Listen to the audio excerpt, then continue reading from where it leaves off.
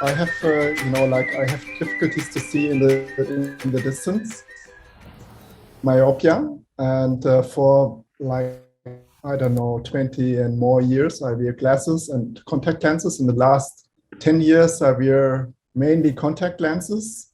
And since the course started, I start to wear them very little only, just for sports and like for driving a car sometimes.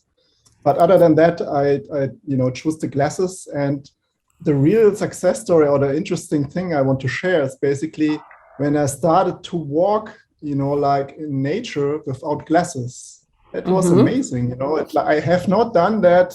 I haven't had this experience like for like 10, 20 years.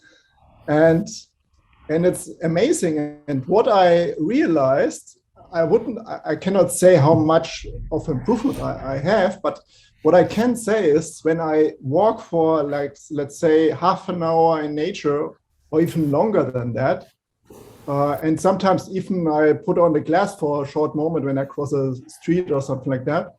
But then after, when I put the glass back on, I realized that I have much more vision compared to when I have weared the glass the whole time.